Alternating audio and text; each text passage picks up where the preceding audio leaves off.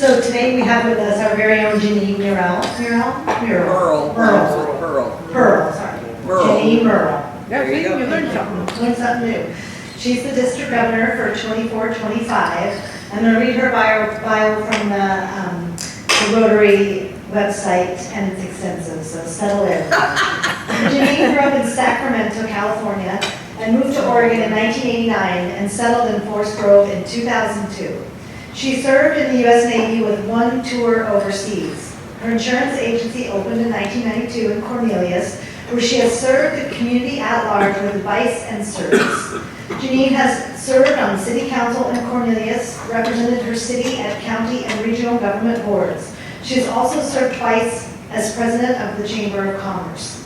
Over the years, Jeannine has worked with and supported many nonprofit service organizations. She is continually active in her church, holding leadership positions in her congregation over the years. Church moderator, Stephen minister, Stephen minister, and teaching in Sunday school. Jeannine completed her college degree at Merrillhurst University in interdisciplinary studies with a concentration in religious studies. Jeannine joined the Rotary Club of Forest Grove Rotary Club of Forest Grove Noon in June of 2003. She has held the following positions in the club: member of the Scholarship Committee, Sergeant at Arms, and membership chair. Jeannine was also club president in 2015-2016. She attended the Rotary International Convention in Brazil. She has traveled abroad and attended Rotary meetings in Great Britain and Australia. She is a multiple Paul Harris Fellow and Paul Harris Society member. One more paragraph here. No, two more. She chaired the 2017 District Training Assembly for PDG Larry Hatch. Her success and leadership were part of the consideration when Jeannine became an assistant governor in 2018 and served the district by leading the Central West region. District Governor Jim Boyle, recognizing her leadership and organizational skills, asked Jeannine to be the administrative assistant governor / chief of staff for Rotary year 2021-2022. When Jeannine learned of Shelterbox, her future was set on being involved in changing the world for the better. Jeannine became the Shelterbox liaison for her club before advancing to Shelterbox ambassador.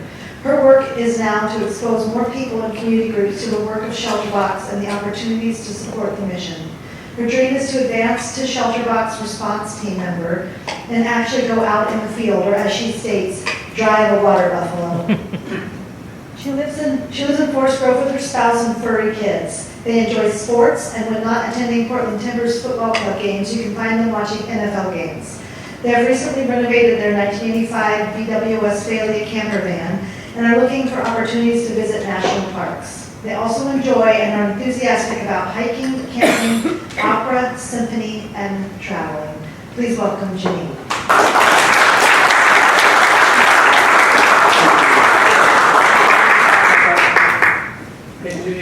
Yes. When do you sleep? When do I sleep?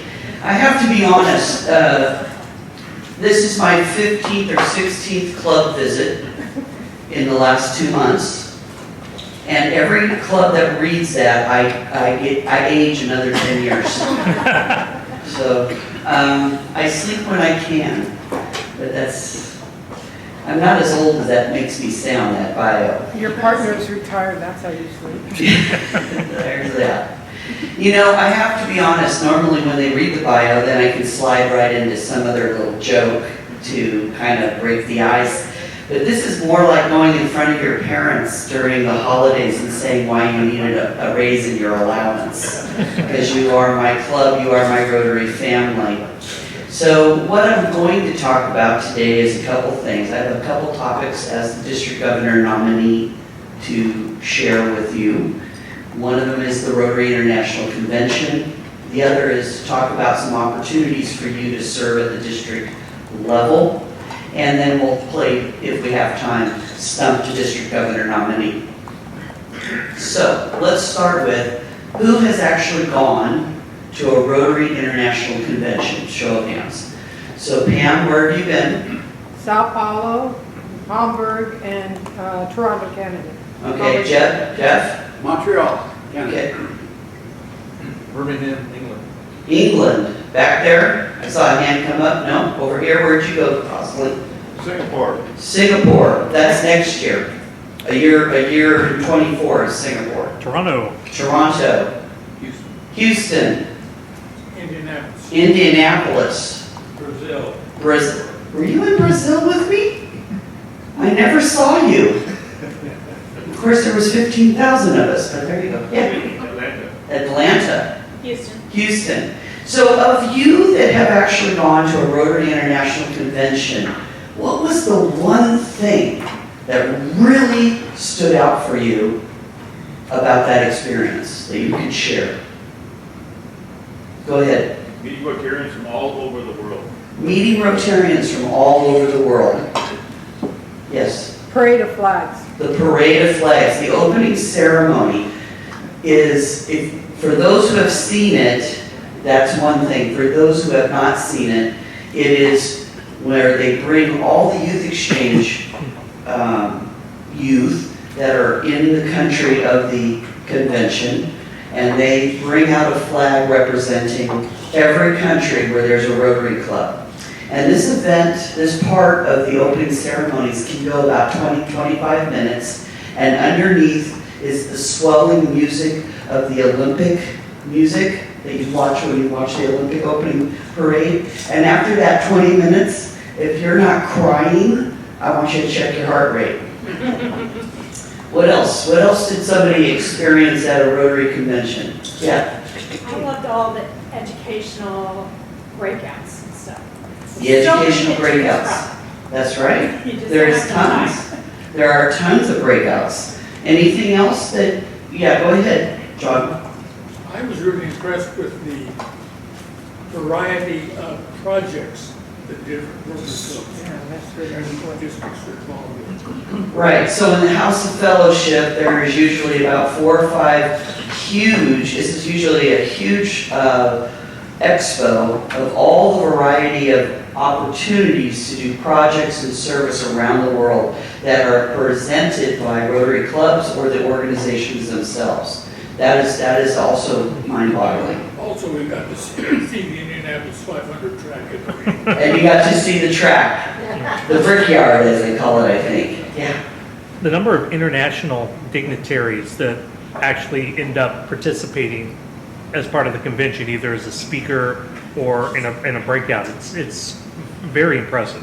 It is very impressive. For those of us who attended in Toronto, we had the honor of hearing from a Rotarian from England, Her Royal Highness Anne of Windsor, and she brought some guys with her called MI6. We also got to hear from the former First Lady Laura Bush. She brought some guys called Secret Service. And then the Prime Minister of Canada, Justin Trudeau, showed up with some guys with red coats. So it is a marvelous opportunity. You get world-class speakers who are talking to Rotarians about what our passion is and where we're going to change the world, and their encouragement as well as their insights into that progress. And so that is a very important part of the event. Anything else you want to share? Am I doing okay to the group out there? Here, I'll take that. So, where does this lead us? Well, grab your rough mats. We're going down under. We're going to Melbourne. You don't say Melbourne, they'll think you're from Florida. Okay, it's Melbourne.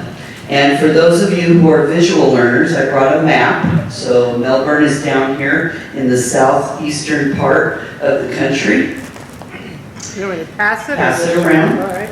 And we'll start on the other side. I have paid all my traffic violations in that particular state, so I can go back. But there's a great story about that in reference to this book. So we'll start this book around. Because we are going to Melbourne. So at this point, take out your paperwork and your phones or whatever, you keep track of your information, because I have some details I'd like to give you. First off, the convention is May 27th through the 31st of May. The opening ceremony will be on the 28th, so you're going to want to come in on the 27th. The closing ceremonies are on the 31st, so you're going to want to leave on the 1st of June. Now, when you go, how many go to myrotary.org? Oh man, you got a lot of work ahead of you to get this crew back up. But you want to go out to myrotary.org, okay? And when you go out to that, halfway down on the right-hand side is the hot link to register for the convention.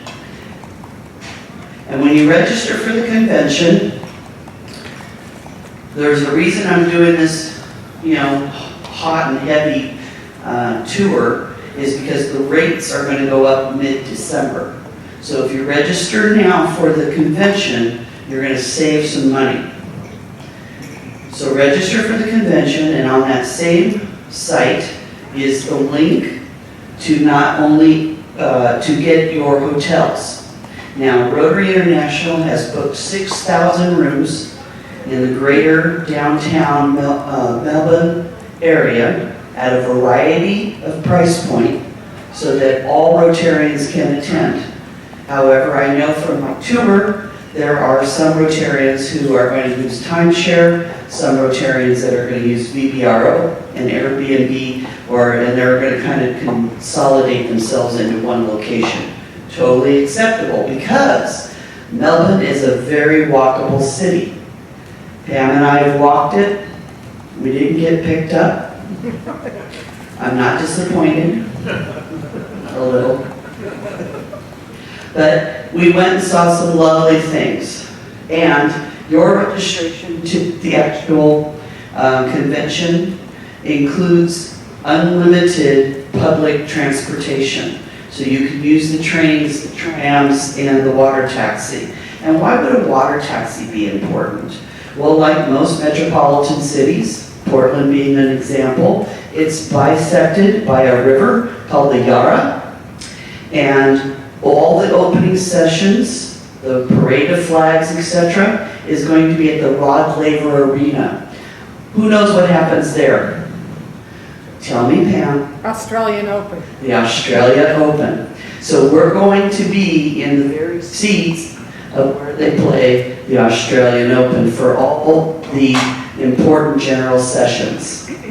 Then water taxi, tram, bus, whatever, will take you back down to the quay, which starts with a Q, where the convention center is, where the House of Friendship and the breakouts will be.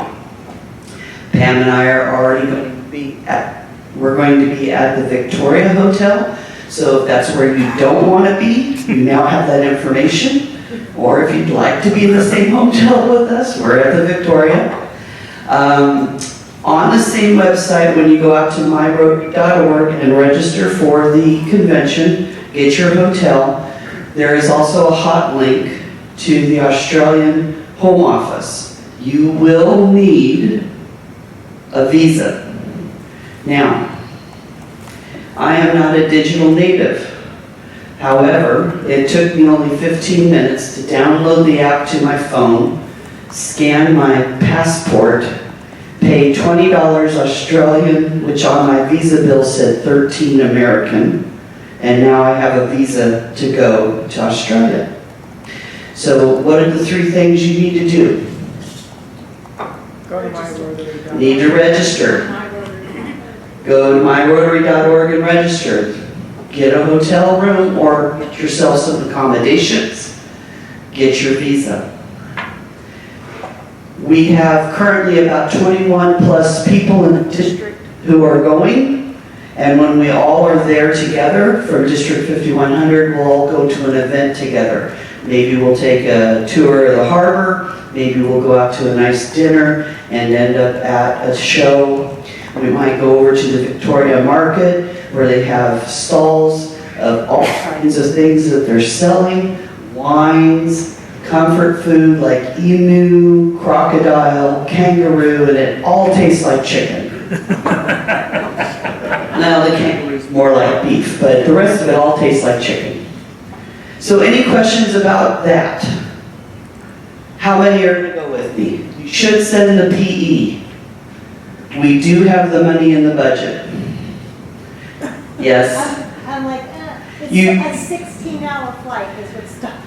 Okay, here's how you get around a 16-hour flight. Good. Take drugs. Absolutely. That would be my go-to. Bring a book, dress comfortably. The flight is long, however, from the West Coast down, because I've done this already once, you're going to be flying at night, you're going to sleep anyway. So you're going to sleep 8 hours of it, minimum, if you can sleep on a plane. I can sleep anywhere. Which goes back to your original question. You'll get all those hours back when you come back to the United States. That's right, you'll get all those hours back later. Any other thoughts, questions about that? How are we doing on time? Oh, excellent. Okay, so now a district, who can tell me something about the district that they know about it? Go ahead. We have the highest foundation donations in the world, I believe that's true. Well, this District 5100 is number 2 in the world for giving for the Rotary Foundation. That's true. At least before COVID, the district was number 1 in terms of donors who are registered through Rotary Direct for automatic donation. That's another truth. Repeat it. Go ahead. It's a really weird shape. It's a very weird shape. So what, Oh, Mike went dead. I'm out. All right. You know, So, yeah, I'll have to use my casino voice. So what Blake was saying, and hopefully those at home will hear, is that pre-COVID, we had the most people signed up for Rotary Direct, so that they were letting their debit card pay to Rotary. And what Bryce was saying, say it again, Bryce? it's a really weird shape. It's a very weird shape. No weirder than any of the other districts, though. Our district goes from the Wallowa Mountains all the way to the Pacific Ocean, just on the other side, basically, of the Columbia to Salem. And the rest of the state is another district altogether, 5110. And my counterpart, Nelson, he's got a lot of driving to do, more than me.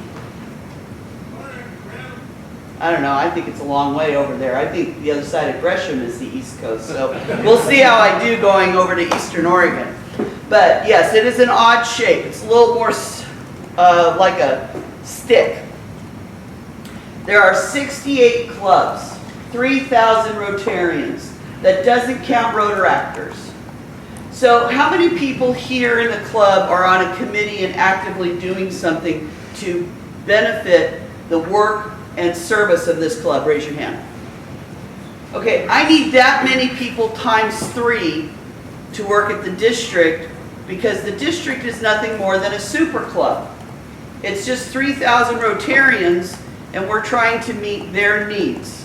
The district is here to make the clubs successful. It's not about us telling you to do things. It's about us asking, what do you need to be successful, and providing those resources.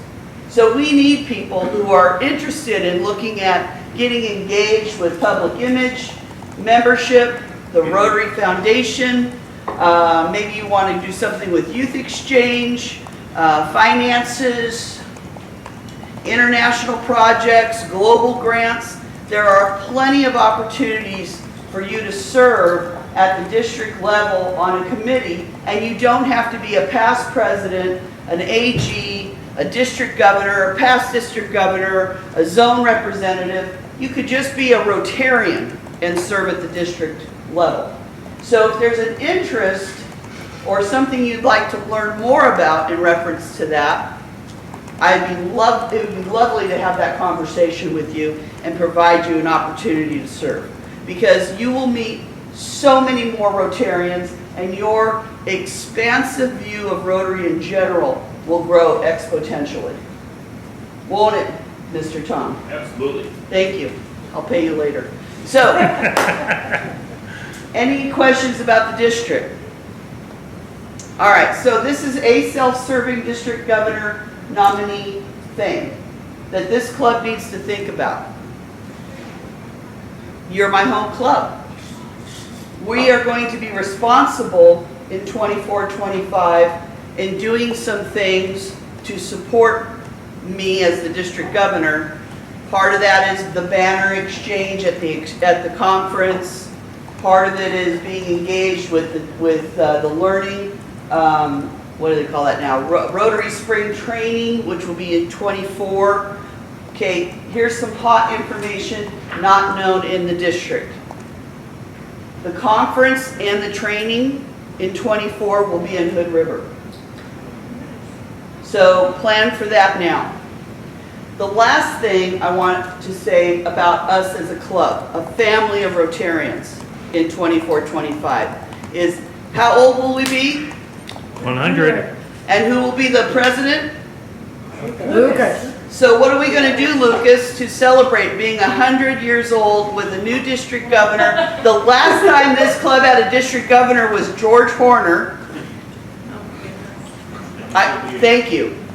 For those of us who remember dear George, it's been a while, hasn't it? So we have some opportunity to really shine and show what this club is doing in the district, to share our success with others. But that can't happen 2 weeks before it happens. It's going to require supporting Lucas and getting a group of people together to help him plan for his year. Which doesn't mean Amy doesn't need help. She needs a lot of help too. But I'm being very selfish to say we need to take care of that. We'll have to do some work on my year. That's right. We'll have to do the work now to prepare.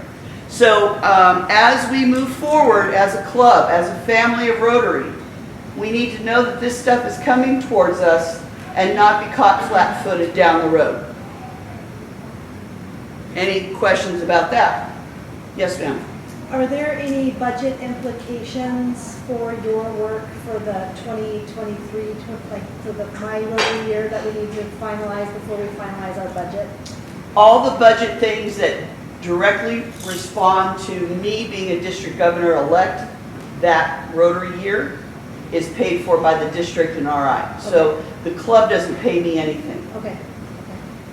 I get paid exactly as much as you get paid for doing this. Well, I guess I meant more like in terms of support that your home club would need to give you. The support my home club hopefully will give me will be at the Spring '24 Okay. training event, which will be in Hood River. Okay.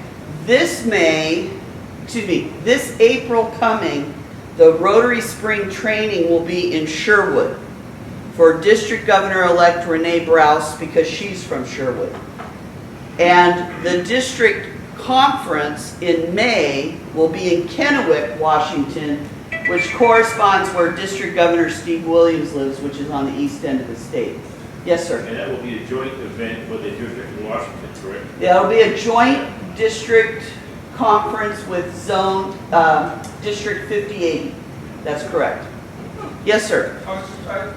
This last year, the district training, district conference were combined, True. but that won't be the case going forward, or? No, and yes. So this, in '23, they are disassembled. In '24, they're coming back together, and that will be in Hood River. '25, when we have the district conference, which comes at the end of the Rotary year that I am district governor, I would like to see our club and the other clubs here in Western Region, which would be Beaverton, Hillsborough, Forest Grove, Daybreak, and ourselves, work jointly towards the success of that conference and training event, but I have not nailed down specifically the location. I have a dream. But I haven't got it on paper yet. So I'm holding my powder on that. But if it works out the way I want, it'll be central to this general metropolitan area. And I will need help from those 4 clubs then. Good question. Any others? Yes, I sir. want to bring up another aside that we are the second club in the Western region will be turning 100 years old in the next couple of years. Hillsborough is 100 years old next year. That's true. And I'm already helping them with their preparations for that, and I'll be more than happy to we have leadership here on that event to share whatever I'm finding out as far as hints and tips and things that they're doing. And we'll be doing. Excellent. They're going to handle it for a full year. Yes. Well, we can do whatever we want to. Right. Start early. Start early. Yeah. Says the man who did the sesquicentennial. Yeah. All right. And So we'll share our sesquicentennial for the club in 50 years. if there's no other questions or thoughts that you'd like to share on that, I'll open it up to, how much time I got? I got 5 minutes. Stump the district governor nominee. No, I would just like to compliment you on your presentation. You would have been a wonderful school teacher. Thank you. Wonderful. High school praise. High praise. Thank you. teacher. You're welcome. Any other thoughts? Yes, sir. Tell us just a little bit about what our district dues do. What do your district dues do? Yeah, that's a good question.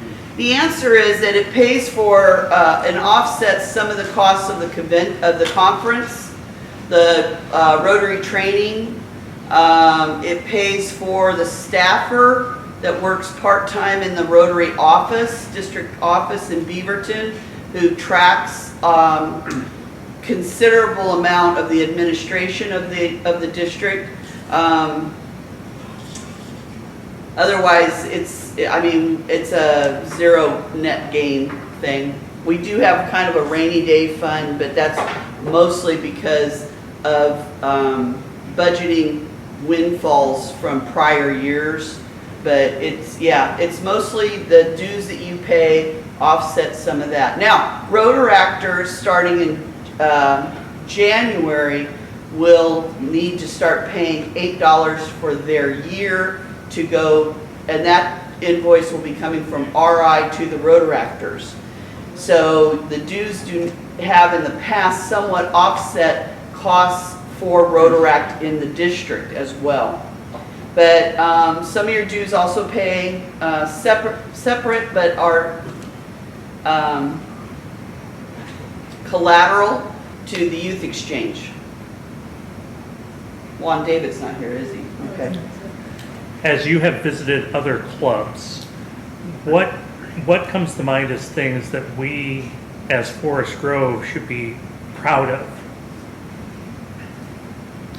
Well, on the 6th of October, myself and 5 other women went to a club visit. I don't want to put too much into why we all went, but we all went together. And when we walked in, we tripled the amount of females in their meeting. So the fact that we have more balance, generally, of male to female, when I asked the question, who's been to a Rotary International Convention, I have some clubs where the only one they've ever gone to was in Portland in the early 90s, and that's usually a specific hair color. I've been to some clubs that were traditionally referred to as male and pale, and then they wonder why nobody younger comes. So what do we here have to hang our hat on? We are pretty much more diverse in our representation of our community than most clubs I've been meeting. So I think the fact that we're doing DEI at the club level, the fact that we have females in leadership, the fact that we are sensitive enough to invite people of different walks of life to be a member of this club puts us just yards ahead of some of the other clubs I've been to. Which doesn't mean that their culture and club is wrong, it's just different than ours. Yes, sir. Is the Friendship Exchange Program still dormant, or is it? It is dormant, however, past District Governor Dennis Wickham has asked to lead that, so I anticipate starting July of 23, we might see that reignite here in the district. And for those who are not familiar with that, it's an opportunity for Rotarians to kind of do a youth exchange for our age group. It's usually a 10 to 14 day exchange to another country, and then you come back. You have to pay for all that, just like you have to pay to go to RI, so the convention in Melbourne. So keep that in mind too. You're gonna let me off that easy? We appreciate you so much. Thank you so much.